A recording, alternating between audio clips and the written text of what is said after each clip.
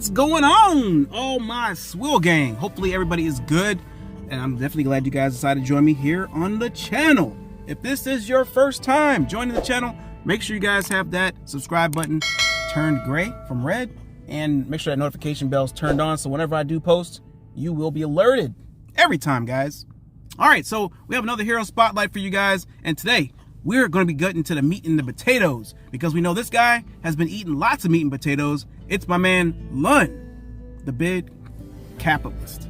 All right, he's a tank, so you want to make sure he's in the front, and he's tough wall. Okay, this hero right here, guys, is the most underrated tank in the game. I don't care what anyone says, change my mind. Okay, he is so underrated. People are just like, oh, I'm gonna use Roland, oh, I'm gonna use this.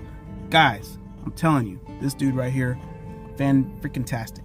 All right, so with this video, we're gonna be talking about their skills, and I'm not here to narrate the skills just to, just to whatever, kill some time or anything like that. I just want to make sure that we can all learn what we have in each hero, and that's the reason why I'm doing this, because I know no one's doing it at all. So I'm gonna go ahead and take care of that, that truck, that burden right there. So we'll talk about the skills, we'll talk about their gear, and we'll talk about lineup possibilities. Okay, and whatever else we can probably chime in on at that very moment there. All right, so let's get into the skills really quick here. Oh, make sure that you know that he's a watcher. All right, so yes, he's a watcher. All right, so first skill he's got is called Money Shot. All right, so this deals 188% attack damage to one random back row enemy. Okay, attacking the back row. All right, level of effect goes from 133 all the way to 224%. Okay, back row. He's a 4-skill hero, keep that in mind as well. Next skill is called Bodyguard. All right, so plus 8.8% weapon damage mitigation for this hero. Okay, weapon mitigation goes from 5.5% all the way to 11%. All right, fantastic. Next skill is called Money Talks, plus 6.4% hit points. Okay, level of effect goes from 4% all the way to 8%. And the last skill is called Money for Power. All right, so casting Money Shot, which is the first skill, causes the target to lose minus 20% damage bonus for 2 rounds. All right, causes the target to lose damage bonus for 2 rounds, which is one of the back row. Okay, he attacks the back row enemy. He'll attack everybody, but he will attack those first. Okay, so most people have a lot of, they stack their teams up with some heavy hitters like Rebecca, Kelly, whatever. He's gonna attack them, so hopefully he can take them out. All right, so let's get into the gear. So there's all kinds of different kinds of gear and all kinds of different things here that you can do here. All right, there's no right or wrong. It is just depending on what you have at that time. Okay, now with him, you can throw on some castle, which is going to go ahead and give you, if you have the 2 set, plus 5% damage mitigation, and then the 4% is going to give you 30% chance to block, 50% damage taken, or you can possibly put mix and mingle. So also, let me show you guys. Okay, you might just say, okay, what do I use for gear? Tack. All right, so that's gonna be anything with int. Okay, so you put that on. 30% for you. Let's see what else do I have on this account. This account doesn't. Well, actually, this account does have gear. Doesn't have a lot of gear, but it has gear. All right, so if you're just like struggling on gear, you could throw on some hurricane on this guy too. You will not be wrong. Okay, because it has tack damage bonus. You can throw that on there. And also, what I would probably recommend, instead of just using one full set, I would probably do two and two. All right, so what is the other one? You got Tough Wall, you got Hurricane, and you got Castle. Okay. Oh, and Tough Wall. Here it is. Here's Tough Wall. So if you use Tough Wall, the 2 set gear is going to be defense plus 15%. 4 set's going to give you defense plus 12% when taking damage. Stackable up to 5 layers. So this is actually probably the best thing you can probably put on him right now. Tough Wall or Castle. But if you have Hurricane and that's all you have when you're starting out, depending on what season you're in, that's what you're going to put on him. If you're in season 3 or more, I would say at least season 3, because I don't know what season 4 is going to bring. I would probably put the Alpha Bless set on him.